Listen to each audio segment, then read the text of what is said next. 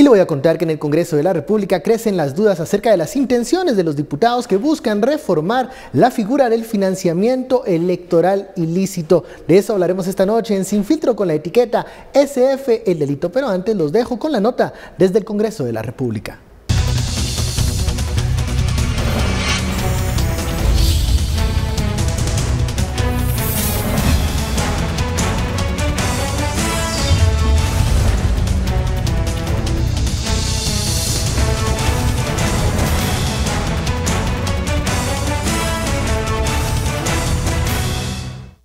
Tres propuestas para reformar el artículo 407N del Código Penal son analizadas por diputados de la Comisión Extraordinaria por exhortación de la Corte de Constitucionalidad de modificar el segundo párrafo. Pero las propuestas podrían beneficiar a personas condenadas, procesadas e investigadas por financiamiento electoral ilícito, según sea la redacción. La propuesta del equipo técnico de la Comisión es la que genera más duda, debido a que deroga el segundo párrafo y crearía un nuevo tipo penal. Este se aplicaría para nuevos casos, pero daría una amnistía a las campañas políticas de 2011 y 2015, que según investigaciones fueron financiadas ilícitamente. Uno de los diputados que integra la sala de trabajo defendió la propuesta, aunque admite que esta modificación podría beneficiar a acusados por este delito. Es una propuesta técnicamente correcta. Lo que pasa es que la coyuntura provoca suspicacias. Sea como sea, uno tiene que tener claro que cualquier reforma en materia penal va a favorecer al reo. Otros diputados no están de acuerdo por considerar que casos como los de Jimmy Morales, Orlando Blanco, Roberto Villate e incluso cooptación del Estado quedarían sin persecución penal. Y que además podría tener implicaciones graves en términos de procesos que ya están iniciados, porque generaría una normativa nueva que no puede ser aplicada retroactivamente. La otra propuesta es del diputado Oliverio García Rodas. Esta reduce significativamente las penas y se castiga únicamente al que da el financiamiento electoral ilícito y al que no lo registra, pero deja fuera al que autorizó recibir el financiamiento. Además, reduce significativamente las penas a menos de 5 años de prisión, los cuales podrían ser conmutables y salir de prisión. Lo mismo ocurriría con la propuesta del diputado Enrique Álvarez, porque se propone prisión de 3 a 5 años, aunque en este documento se incluye un incremento a la pena si la persona que cometió el delito es funcionario público, además de muerte civil e inhabilitación para ser contratista del Estado. Todas estas modificaciones aún están en discusión y el Ministerio Público podría enfrentar problemas en los casos que ya investigaron. Lo que tendríamos que hacer es un análisis de la información que se encuentra dentro del expediente y un análisis de los hechos que se encuentran dentro del expediente para establecer si encuadran o no encuadran en el artículo 407 ya reformado. Hasta el momento, la propuesta que mejor se asemeja a lo exhortado por la Corte de Constitucionalidad es la del Ministerio Público, que incluye una pena de 3 a 8 años de prisión inconmutables por financiamiento electoral anónimo. Bienvenidos a Sin Filtro, mitad de semana, miércoles, y la discusión en la Comisión Extraordinaria que está revisando el artículo 407 del Código Penal referente al financiamiento electoral ilícito sigue su curso. Ya hay propuestas, se mencionan 3, para definir la pena, la sanción contra este delito. ¿Qué está pasando al interno de la comisión? ¿Ya existe algún consenso en el pleno para el momento que se ha conocido este tema en el hemiciclo? De eso hablaremos esta noche con la etiqueta SF, el delito. Damos la bienvenida a nuestros analistas. Estuardo Zapeta, muy buenas noches. Buenas noches. Philip Chicola, muy buenas noches. Buenas noches, Benkei. Comencemos a discutir estas propuestas que tienen que ser votadas en la comisión. Aún falta, dirán algunos, mucho tramo para llegar al hemiciclo y otros temen que la maquinaria legislativa acelere un poco la velocidad para, pues, aprobar algo que beneficie. No sabemos a quién todavía. Philip. Bueno, empecemos poniendo el tema en contexto. Ya lo hemos platicado en otros programas, pero digamos que siempre es bueno recordar de dónde parte toda esta discusión. El delito de financiamiento electoral ilícito, el 407N, es el artículo en el Código Penal, tiene un problema.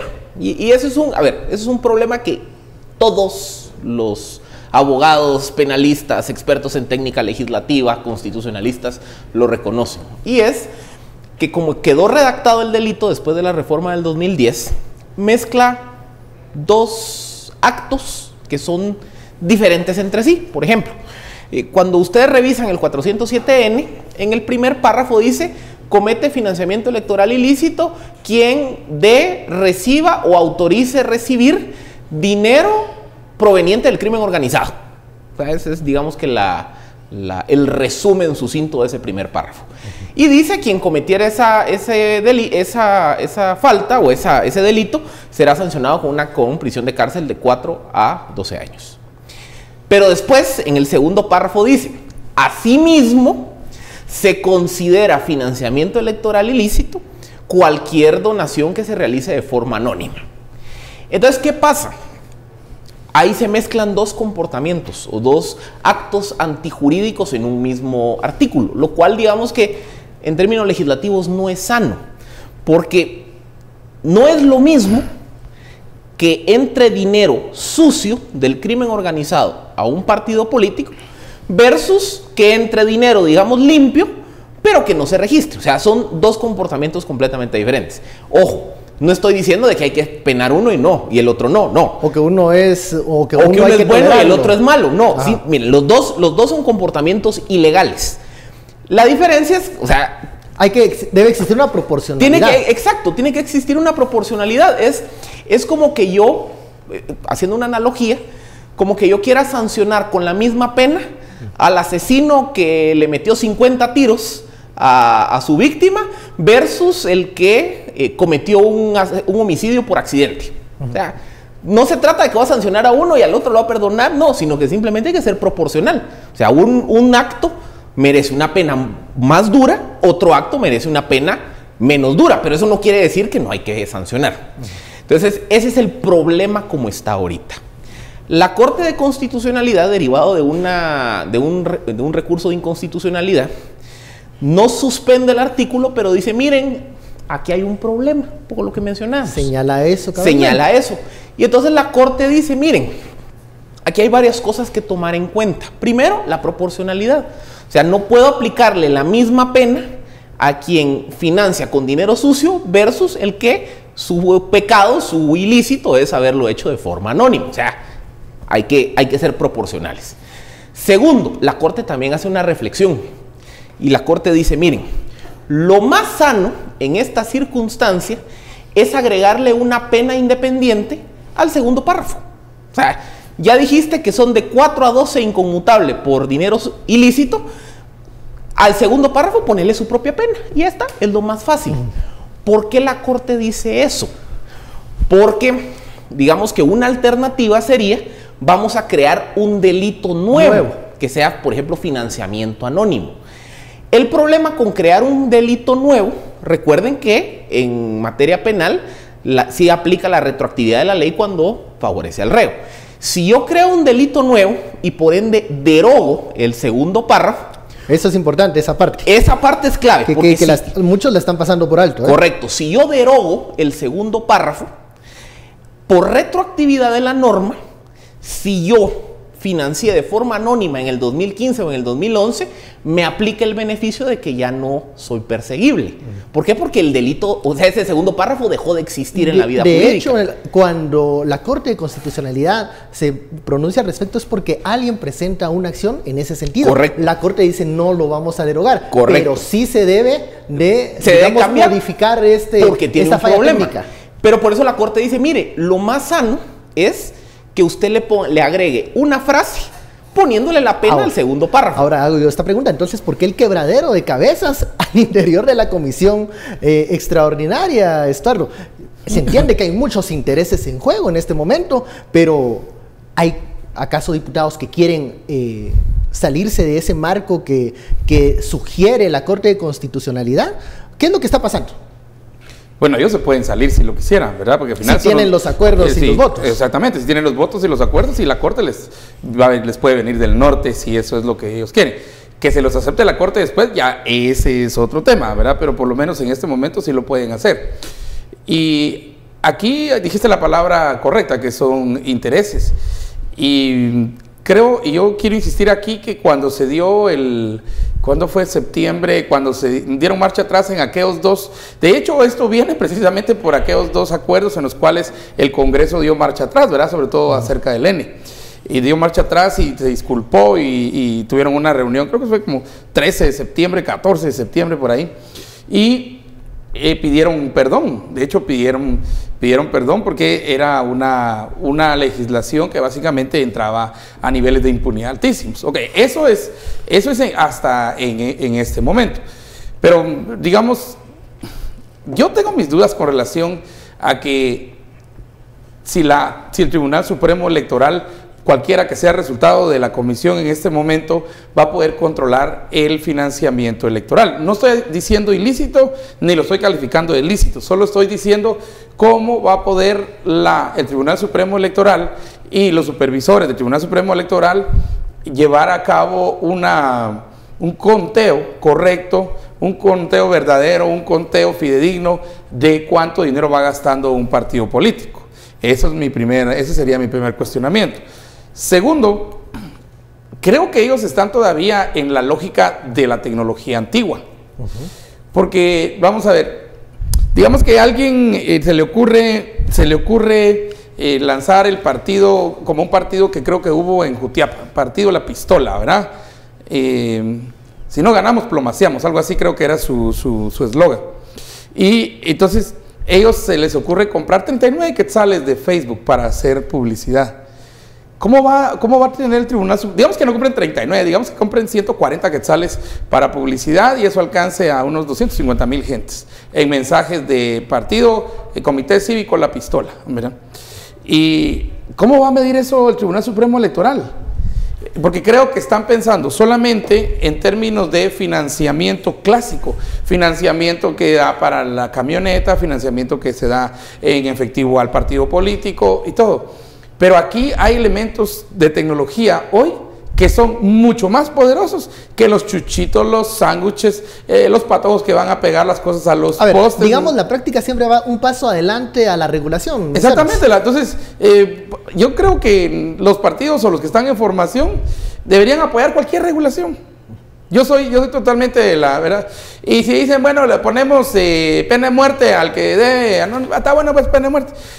Ahora, ¿sí se entiende que hay una regulación que pudiera beneficiar en estos momentos a algunas personas que están en peligro enfrentando procesos? Ese es del momento, y ese es el sistema casuístico que tenemos. Y cada vez que legislamos por no tocar el momento, por no sé qué, nos echamos al traste al futuro. Y aquí lo que tenemos que pensar es en futuro. Bueno, yo también hago una observación. ¿Cómo se legisló esto y pasaron por alto esta falla técnica que ahora menciona la CC? O sea, los diputados no hicieron bien su trabajo originalmente. Fue parte de un acuerdo para principiar. Es que fue parte de lo que se denominó como las reformas electorales de tercera generación, que buscaban generar más controles. Claro. Y cuando se aprueba, a ver, digamos que cuando se aprueba este paquete de reformas, se aprueba toda la tipificación de delitos electorales que antes de 2010 no existían. Y ahí por delitos electorales se incluyó, por ejemplo, el acarreo de votantes, la coacción del voto, el fraude electoral, y entre eso se incorporó el tema del financiamiento electoral ilícito. Pero digamos que en ese momento, 2008, 2010, que es el periodo en el que se da la discusión del financiamiento no era un eje central. Digamos que habían otros temas, había más preocupación por el tema, por ejemplo, de la coacción del voto. Sí, los acarreos que fueron. Los acarreos. Y no era tema porque Iván no había dicho la CICIG no había dicho que el origen, el pecado original, la Satanás, Lucifer, Moloch, y todos los satanases posibles y diablos y chamucos, que era el financiamiento electoral ilícito. Es que por eso empezamos en esta discusión cuando CICIG dice es el financiamiento electoral ilícito. Mi pena es que por tan papistas que estamos con el financiamiento electoral ilícito, le abramos la puerta entonces al verdadero financiamiento electoral ilícito, que ese no lo puedes controlar. Otra vez, no hay que caer en el mal de Ciclé. ¿Cuál es el mal de Ciclé? Querer juzgar con información de hoy lo que ocurrió en otro momento de la historia. 2008-2010, ¿cuál era el cuco electoral de ese momento? A ver, pregunta ahí en casa, ese vale por un chuco. Otra apuesta más. Otra. ¿Nadie se acuerda? El cuco del 2008-2010 era la UNE en el poder y los programas sociales, o sea, la instrumentalización de la bolsa solidaria como mecanismo electoral. Entonces, la introducción la coacción, el acarreo, la compra del voto, o sea, el eje de la discusión en esos años era cómo puedo yo establecer delitos que sancionen prácticas como aquí está tu bolsa, aquí viene el voto. el tema del financiamiento, digamos que lo metieron como parte de un paquete y nadie le puso atención.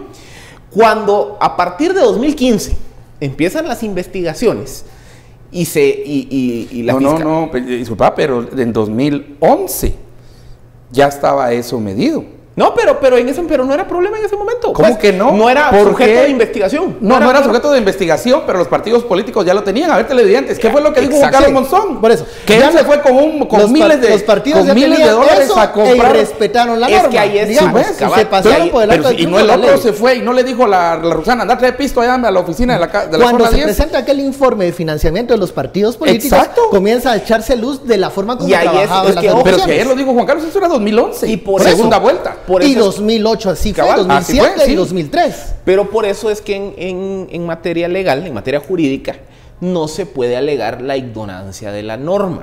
O sea, en el momento que se aprueba, es más, esta reforma se aprueba y paradójicamente Manuel Valdizón la impugna. O el partido, el grupo líder, el bloque líder en ese momento, la impugna, estuvo suspendida como 9 meses. Y hasta... Fue a la CC, Fue a la CC y hasta finales del 2010, si no estoy mal, la CC pues declaró no al lugar la inconstitucionalidad, entonces entró en vigencia. O sea, Manuel si miraba a la distancia, esto iba a ser un problema para mi forma de trabajar. Pero en ese momento, 2010, porque, ojo, la norma no solo entró en vigencia el delito, también toda la norma administrativa electoral de la ley electoral, donde establecen los mecanismos de cómo se financia. Y básicamente, ¿qué se dice? Mire, usted quiere financiar un partido, está en completa libertad de hacerlo, pero tiene que cumplir ciertas reglas. Regla número 1, no puede ser más del 10% del techo. Regla número 2, tiene que ser bancarizado, o sea, tiene que llevar un cheque. Regla número 3, tiene que hacer el aporte a nombre del partido político. Regla número 4, tiene que quedar registrado, o sea, a usted le tienen que dar un recibo y su nombre o el nombre del financista tiene que quedar en el libro de financistas. Y ahí está, usted está en completa libertad de financiar al partido o a los partidos de su predilección, pero me cumple estas reglas. Pero en la práctica, en la realidad, nadie o muchos no tomaron ese camino. Y aquí es donde vienen las prácticas que las investigaciones jurídicas o judiciales han ido develando.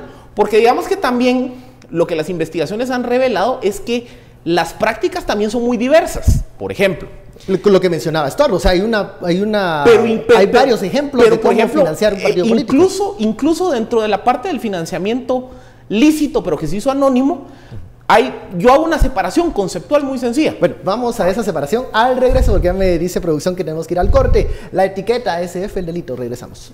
Con Chuchito.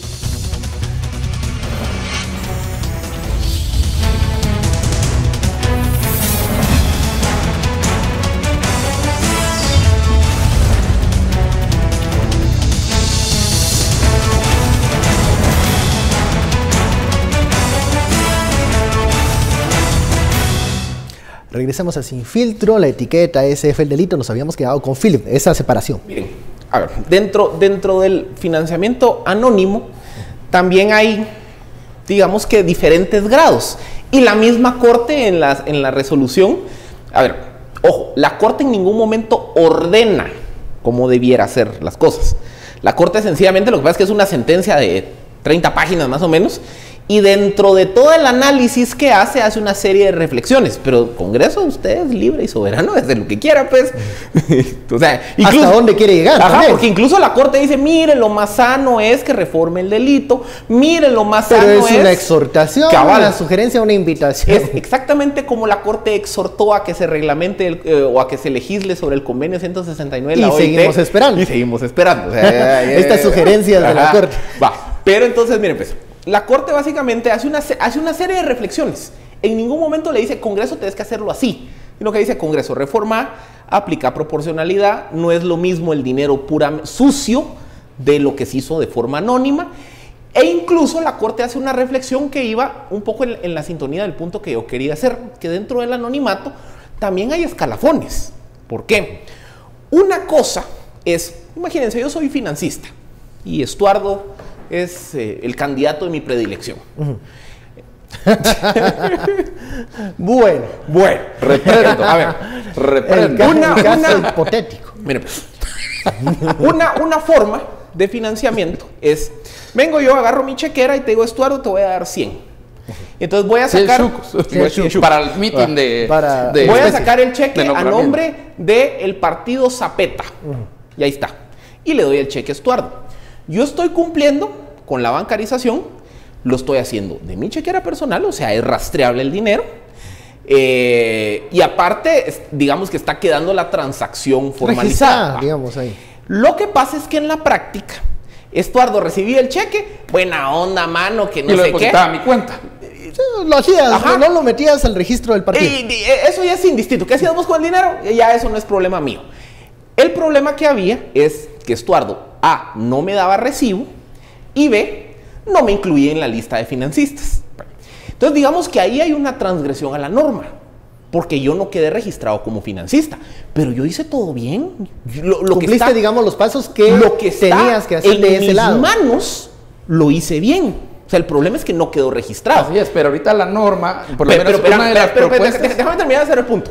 Va. Porque ahorita este río revuelto. Cabal, en esta condición, la misma corte dice, mire, en un ejemplo así, ni siquiera debiera ser sujeto de un delito penal, sino de una falta administrativa. ¿Por qué? Porque el financista, en la medida de lo posible, lo hizo bien. Lo que pasa es que hay un problema en el recibo y en la contabilización. Va. Entonces la corte dice, en esos casos deberá ser falta administrativa. ¿Qué quiere decir falta administrativa? Una multa, un reglazo en la mano, pórtese bien.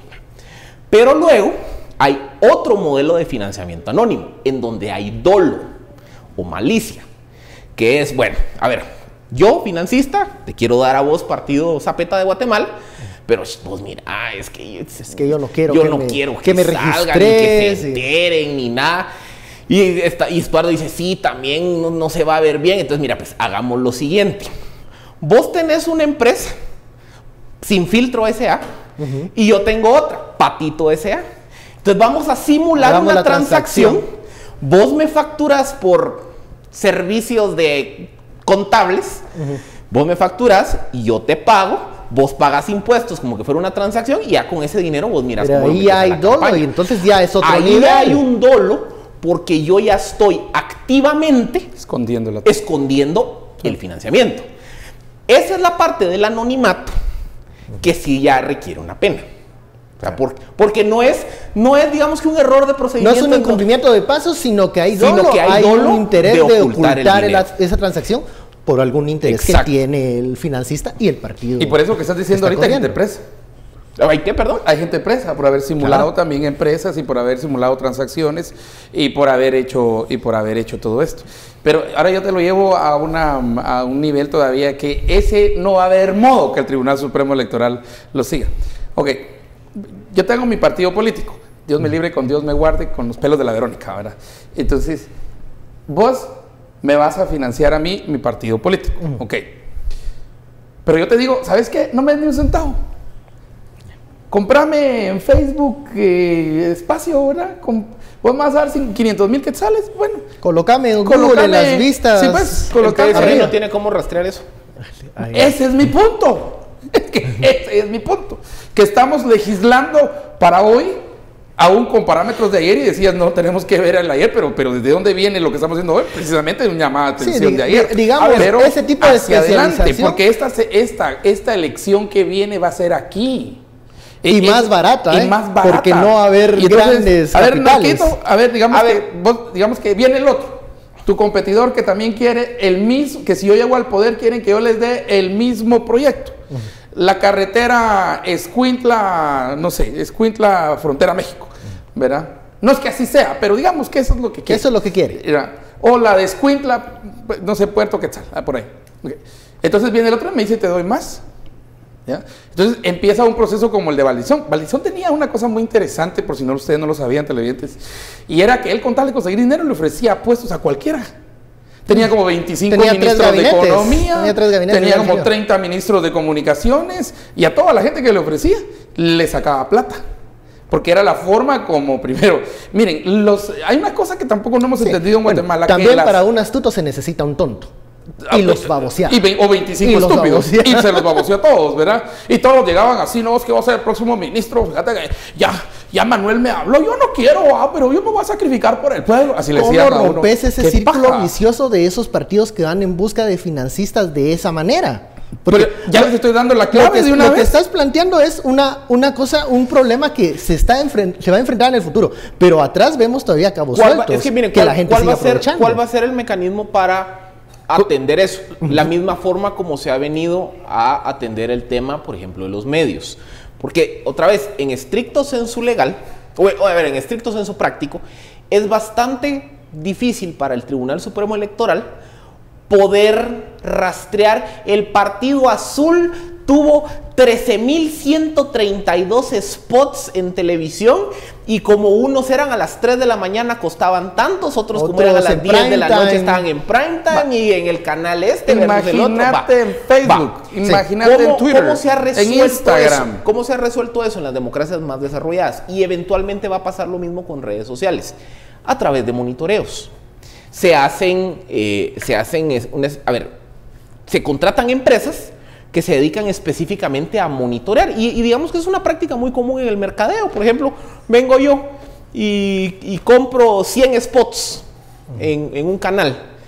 Yo, anunciante, no voy a estar todo el día ahí en la tele viendo que saquen mis 100 spots. Hay empresas que yo las contrato para que me monitoreen que efectivamente el canal está sacando los 100 spots que yo contraté. Porque si no estás perdiendo el dinero. Sí, porque si no me están robando. Y te pasan la grabación y te dicen es la hora. Lo mismo. Además, quien pasa el anuncio te manda un reporte. Exacto. Lo mismo ya está empezando a ocurrir con redes sociales.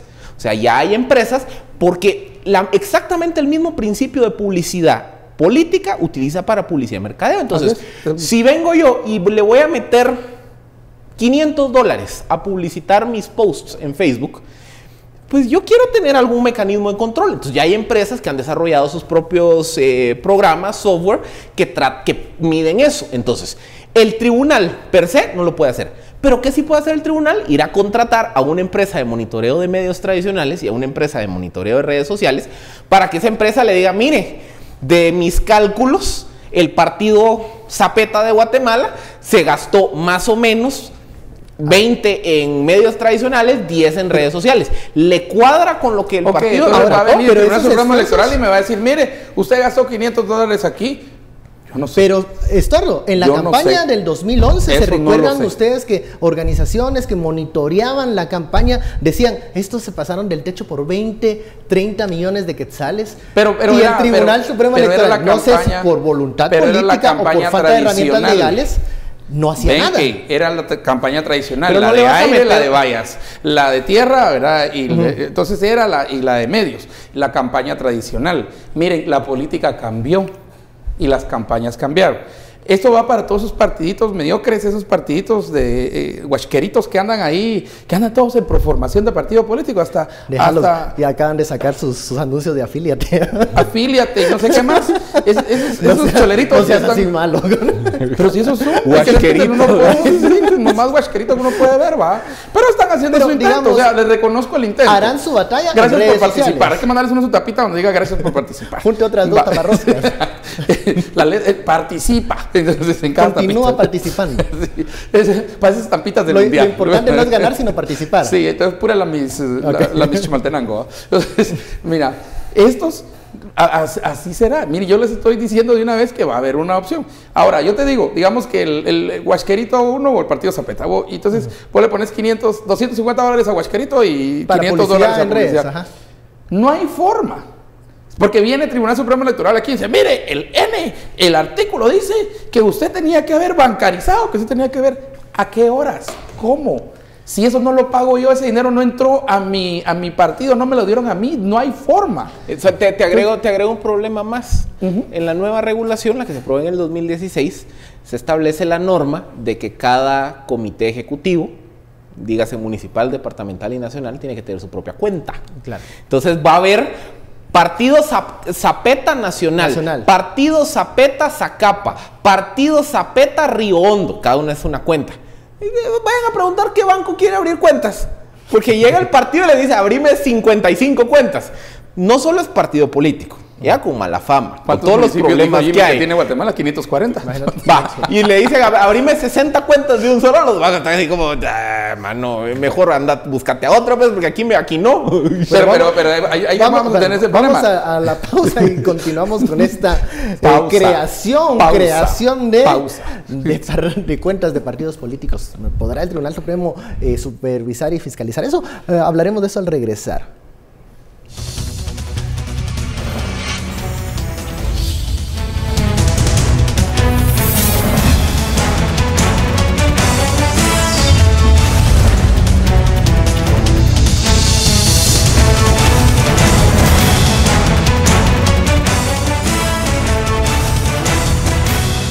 Continuamos con el análisis, la etiqueta SF, el delito, pero antes vamos con nuestro director Haroldo Sánchez para conocer los temas de esta noche de Sin Reservas. Buenas noches a todo el equipo de Sin Filtro. Hoy en Palabras Sin Reservas, el fútbol de Guatemala se quedó a la cola en Centroamérica, producto de la desorganización, la improvisación y la corrupción. También conoceremos la Asociación de Viudas de Pilotos. Son madres que han tenido que buscar la manera de sacar adelante a sus hijos. Y al cierre, desde los 5 años es aficionada a la astronomía gracias a su abuela, quien le enseñó las constelaciones y astronomía básica. Esta y otras historias más que usted no se puede perder. Los esperamos en breve. Regresamos a los estudios centrales con Ben Chin y los mejores analistas de la televisión nacional. Ya lo sabe, esos son los temas de esta noche. Sin Reservas al concluir Sin Filtro. Vamos con Philip para seguir profundizando en este tema del delito. A ver, entonces, ¿qué es lo que se está discutiendo ahorita en el Congreso? Ahorita en el Congreso, como ya lo veíamos en la nota inicial, hay 3 propuestas. 2, que es la de Oliverio García y la del diputado Álvarez del Partido Convergencia, que van un poco en sintonía con esa reflexión, porque en ningún momento la Corte lo ordena, de decir, bueno, póngale sanción al segundo párrafo. O sea, los dos básicamente, ¿qué es lo que están diciendo? Al segundo párrafo le agregamos una sanción, que creo que es de 3 a 5 años. Inconmutable. No, sí, sería conmutable.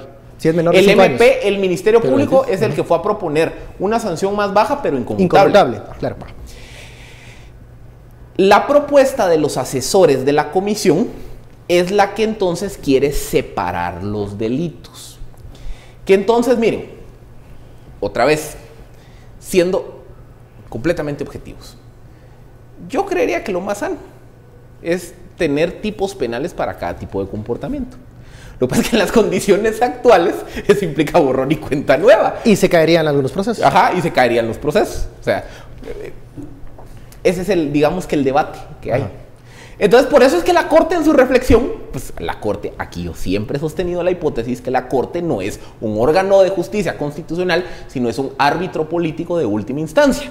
La Corte, jugando su rol de árbitro político de última instancia, dice, es que bajarse ahorita el delito y con lo que está pasando y en el debate no es lo correcto. Entonces, ¿saben qué? Agréguenle la pena al segundo párrafo y mañana planteamos una discusión más. Aunque no es lo ideal, es una de la salida más ordenada. Eso es, entonces, digamos que ese es el debate que hay. Una propuesta que plantea, digamos que eliminar el segundo párrafo, crear 2 delitos nuevos, el financiamiento anónimo y el financiamiento no registrado, con lo cual, obviamente, todos los casos de financiamiento hacia atrás se vuelven no perseguibles jurídicamente, versus las otras 2 propuestas, la de Oliverio García y la del diputado Álvarez, que básicamente atienden un poco la otra recomendación de decir, pongámosle el corolario de la pena al segundo párrafo. Claro. Entonces, eso permite que los casos de financiamiento definamos 2015, el segundo 2011 párrafo. Se puedan seguir persiguiendo, ya no con la severidad de la pena de 4 a 12 inconmutables, sino con una pena un poquito proporcionalmente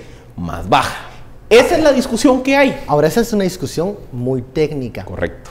En el ámbito político, ¿qué se está moviendo en el Congreso de la República? ¿Para dónde van las aguas? Blanco, Roberto Villate y el presidente Jimmy Morales, los 3 secretarios generales en el proceso electoral 2015, lo cual también creo que es un error, de que toda la responsabilidad se concentre en el secretario general. Pero así es la ley, pues, así es la ley, así está. Lo siento mucho, muchacho, nadie puede alegar ignorancia de la ley. Los 3, digamos que están con procesos. Villate y Blanco, pues ya se les quitó la inmunidad. El antejuicio de Jimmy Morales, pues está engavetado en el Congreso de la República. Está en un impasse ahí. Si se tomara, por ejemplo, la ruta de los asesores de la comisión, automáticamente sería no perseguible. Claro. A menos a menos que la investigación arroje que hay dinero sucio del crimen organizado. Si se va por la otra ruta, la de Oliverio García o la del diputado Álvarez, pues los casos pueden continuar, ahora sí con una diferenciación de penas.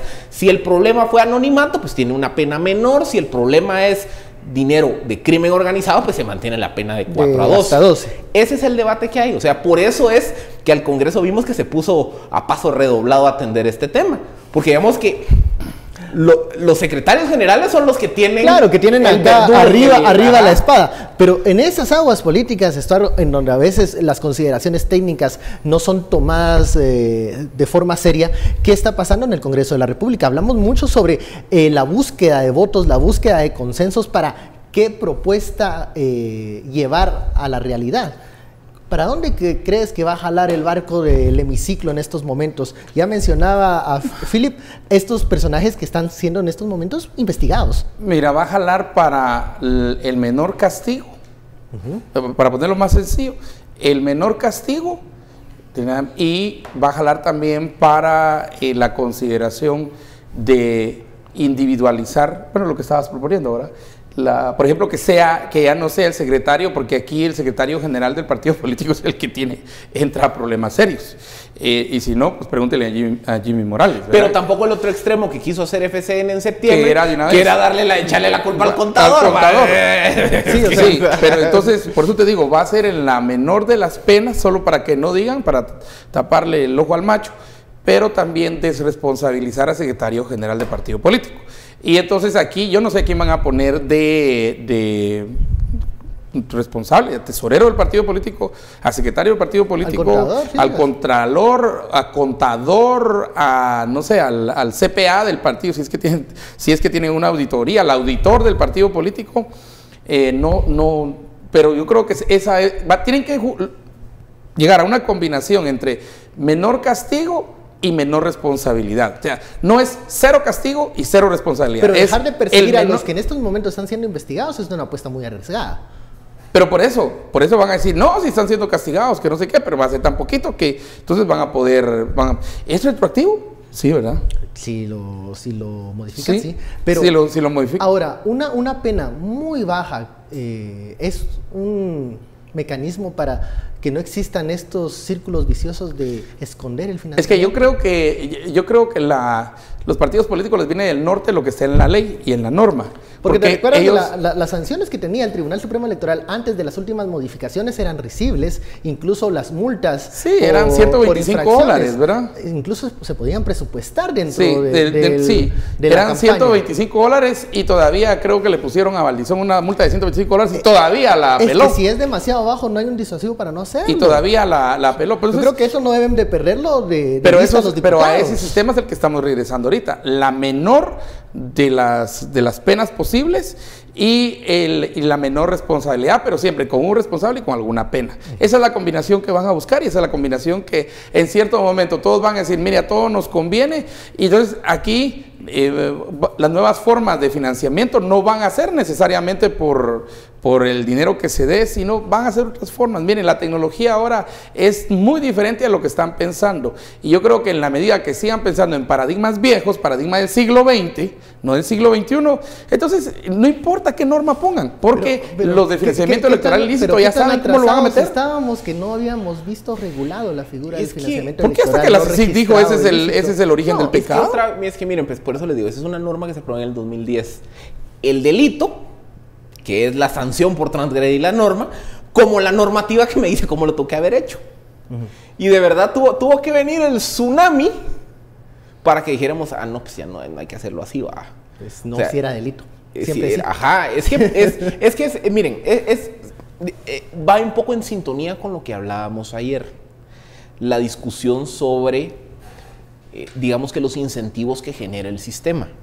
O sea, los incentivos que genera el sistema es que como históricamente siempre se ha financiado sin que queden registros de quién dio y demás, se pasa la reforma y nadie le puso atención.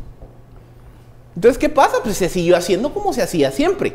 O sea, ese proceso evolutivo del marco normativo, que otra vez no era tampoco el eje central de la reforma del 2008-2010 como platicamos, ese proceso evolutivo del marco normativo, pues, nos pasó a 10.000 pies de altura, nadie le puso atención, y fue hasta que alguien se fue a rebuscar en lo más profundo del Código Penal y dijo, ve pues, si dar financiamiento anónimo es delito, véngale para acá, voy a empezar a perseguir eso, que empezó el tsunami, pues. O sea, aquí, digamos que esto también es un caso de cómo se aprueba una norma y se incumple.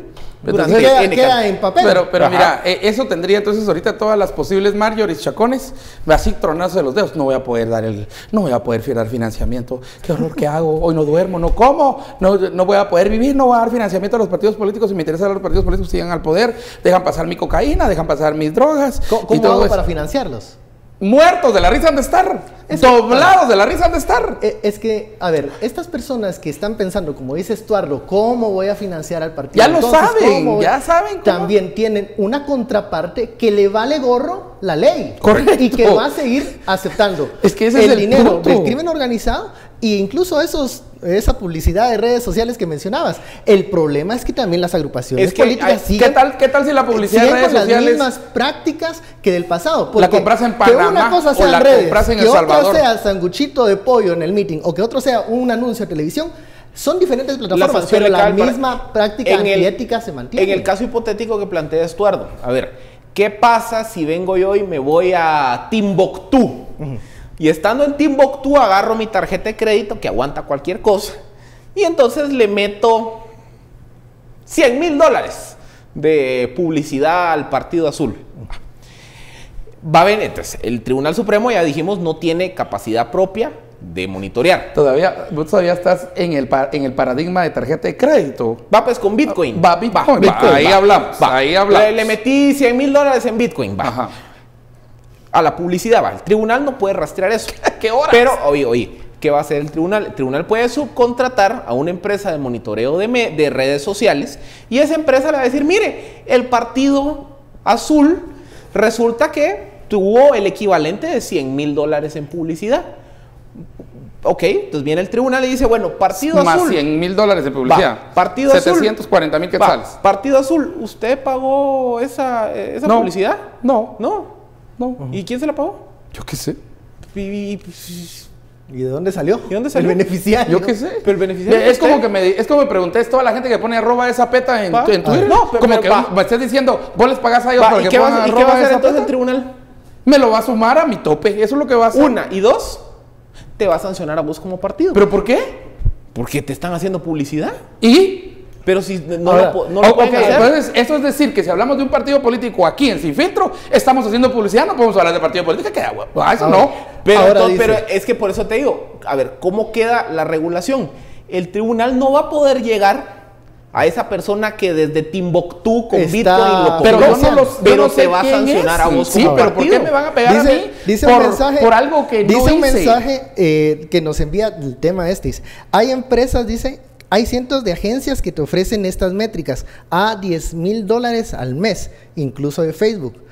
Muchas de estas empresas no son de Guatemala, o sea, que llevan ese tipo de monitoreo. Ahora, si uno de estos partidos políticos está siendo financiado, la normativa entonces... Ahora, pero eso es en redes sociales.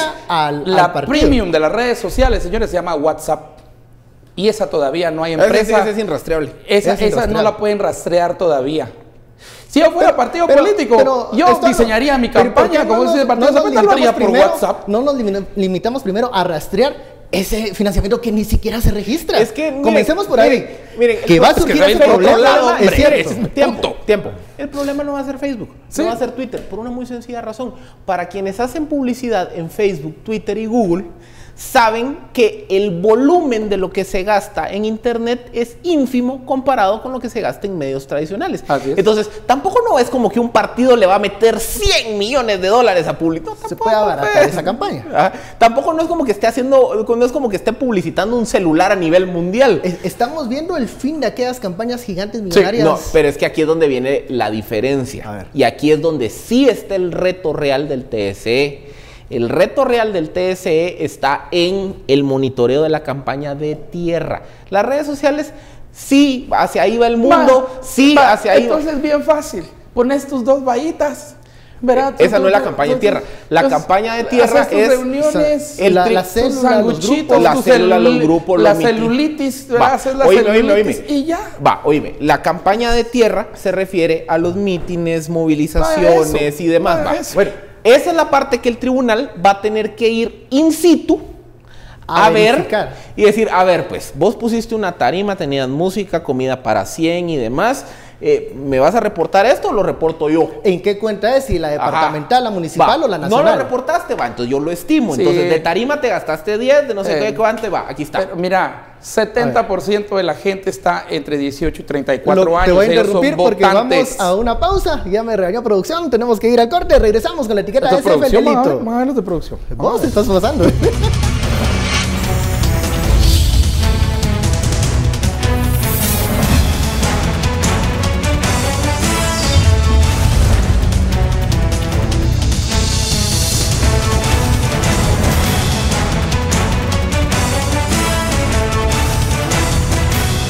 Regresamos a Sin Filtro, gracias por su preferencia. La etiqueta SF, el delito. Una de las noticias que también ocupó portadas este día fue, bueno, la decisión de 9 empresarios que aceptaron culpabilidad en el tema de construcción y corrupción. Ellos tendrán que pagar penas, sanciones de 500,000, más una reparación integral que es construcción de obra gris, que puede incluso incrementarse y llegar a los 35 millones. ¿Qué estamos viendo con esta decisión, con este mea culpa que hacen estos empresarios y cómo podría cambiar el balance de fuerzas en este momento de los procesos legales? Es que miren, yo creo que de lo que vimos hoy en el caso corrupción y construcción, se tiene que plantear la necesidad de incorporar la aceptación de cargos dentro del marco jurídico de Guatemala. ¿Por qué? Porque sencillamente los 9 empresarios que hoy aceptaron su responsabilidad, desde la audiencia de primera declaración dijeron, pues sí, va, sí. Pues sí, el exministro me lo solicitaba. Me lo solicitaba, porque si no, no me pagaba, y si no, yo quebraba, y lo pagué. Lo pagué y estoy dispuesto a aceptar mi responsabilidad y demás. Y entonces, ¿qué ocurre? Para empezar, este es un caso que salió a luz pública a mediados de julio. Estamos hablando que en 9 meses ya hay una sentencia. Segundo, hay una reparación. Es que esa es una parte que tal vez no se ha hecho tanta mella. Hay una reparación, en total son más o menos 35 millones de quetzales que todos estos empresarios constructores se comprometieron a devolver vía obra gris. Entonces, por ejemplo, si ustedes van a ver la sentencia, el empresario A se comprometió a construir 4 carriles del kilómetro 50 al 60 de tal carretera. El empresario B se comprometió a dar no sé cuántas toneladas de asfalto. El empresario C se comprometió a construir este puente. Y todo eso bajo una supervisión, es parte de la reparación. O sea, tampoco no quiere decir de, sí, mire, perdón, pero bueno, Dios, ya me voy a mi casa. No, hay una reparación. Otro tema también, hay una condena. Hay una condena de 5 años. Son culpables. Son culpables. O sea, hay una condena de 5 años conmutables. Conmutable. ¿Qué quiere decir la conmuta? Que si se dan ciertas condiciones, se puede pagar una multa a cambio de no cumplir pena de cárcel. Pero esas condiciones se tienen que cumplir durante todos los 5 años. ¿Cuáles son probablemente esas condiciones? Que no se participe en ningún otro acto ilegal, que no en algunos casos, por ejemplo, hay arraigo, es decir, que no pueden salir del país. En fin, digamos que hay una serie de sanciones. Tampoco no es impunidad, porque al final hay una pena, hay un castigo. Y realmente, ¿en qué ayuda? En que los 9 empresarios le dijeron, mire, sí, yo le pagué el soborno a él y se lo di a través de esa empresa. Facilitar información. Y entonces, para ¿qué pasa? La investigación. Los grandes beneficiarios de la corrupción, ya hay 9 testimonios que dicen, pues sí, yo se lo di a él y la que me cobraba era la secretaria y lo depositaba a esta empresa y demás. Entonces, ¿qué pasa? Los beneficiarios, los lavadores, los intermediarios, ellos están en una actitud. Ven una alternativa acá. Ahora, dos elementos que tal vez es nuevo para la opinión pública y que muchas veces, como mencionaba Philip, a veces se entiende como impunidad. 1, no hay cárcel. Y 2, hay una reparación. Esto es algo cuando muchas veces se está acostumbrado aquí en Guatemala a pensar en estos procesos como un castigo punitivo y no en reparaciones, en restauración y reparación. Sí. Mira, lo primero que tenemos que ver es cómo llegaron ellos ahí. De hecho, este caso es el caso que creo que mejor ha construido el Ministerio Público, el de construcción y corrupción. Es un caso bastante sólido, comparado aún con otros casos que ahora están saliendo, pero que ese caso sí está bien construido. Y yo creo que los abogados defensores le dieron un consejo a sus clientes sabio. Creo que fue lo primero. De hecho, aquí yo dije varias veces, mire, si usted estuvo metido, mejor vaya usted, y algunos sí fueron a propósito. Y diga, mire, a mí pasó. Pero ¿por qué llegaron ahí? Es por el poder discrecional de la gente que llega al poder. ¿Cómo era que, digamos, todos los que estaban ahí, sí, y Sinibaldi, ¿verdad?, que utilizaba ese dinero después para financiar a Valdizón? Es otra cosa que aprendimos, ¿verdad?, de todo este proceso. Pero ¿cómo es lo que Sinibaldi agarraba? Vamos a ver, ¿a quién le debemos tanto? A este le debemos 100 millones. Entonces agarraba la deuda y se iba con el que le debían 100 millones y le dijeron, te vamos a pagar, pero nos tenés que dar por lo menos 15% de eso, o 10% de eso. Esos 100 millones nos tenés que dar 10. En realidad fue una extorsión. Eso es.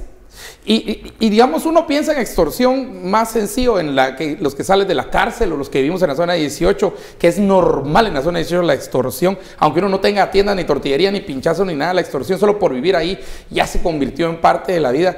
Es que tenés entonces una posibilidad de sobrevivir, porque mucha gente juzga y dice, sí, esos malditos y no sé qué más, y dice, ¿por qué pagan la extorsión? Pues no deberían de pagarla. Lo voy a poner a usted a vivir en la zona 18 bajo esto, váyase a otro lado, váyase a Villanueva, pues está igual, ¿verdad?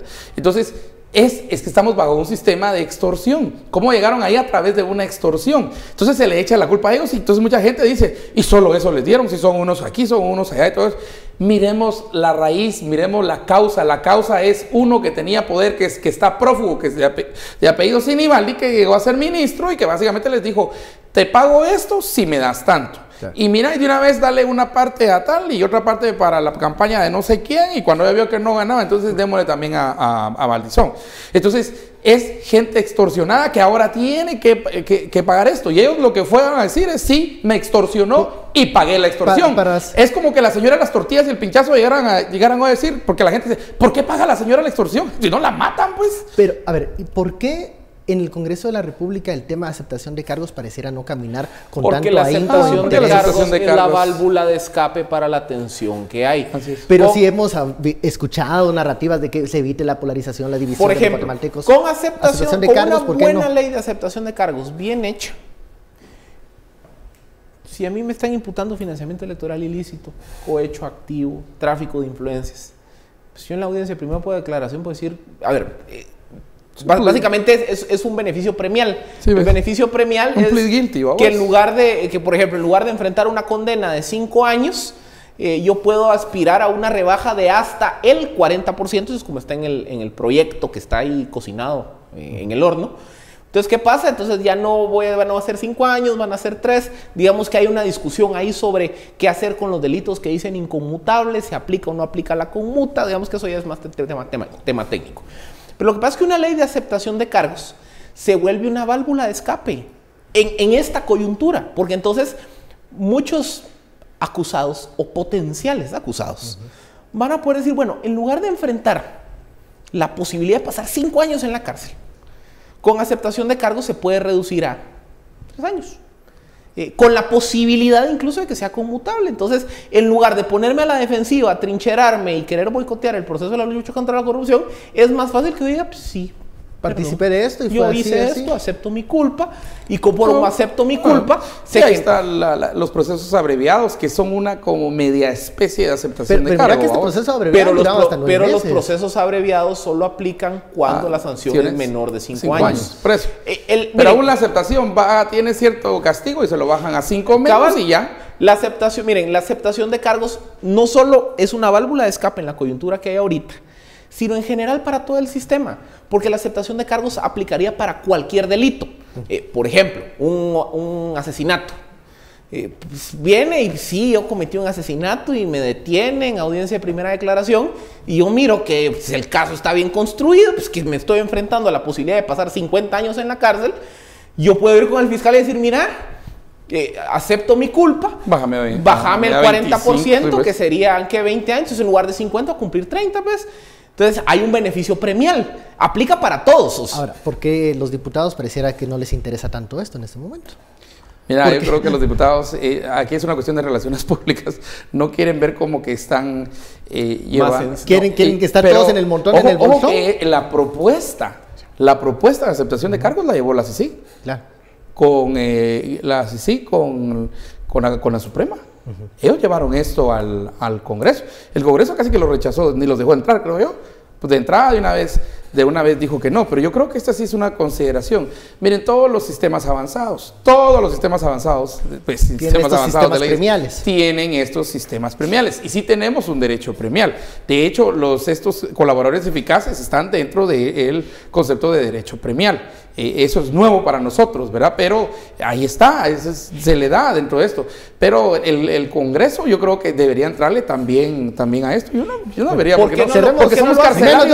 También somos carcelarios. Sí, ¿por qué no lo hacen? Por una muy sencilla razón. Porque, como lo hablábamos ayer, por la magnitud y la profundidad de todas las cosas que se hicieron mal en Guatemala durante N cantidad de años, hay muchas personas que probablemente tienen un pecadito en su closet. Entonces, ¿qué pasa? En este gran tsunami judicial que se está viviendo, hay muchas personas que están diciendo a la gran pucha, que a qué horas me sacan tal cosa y demás.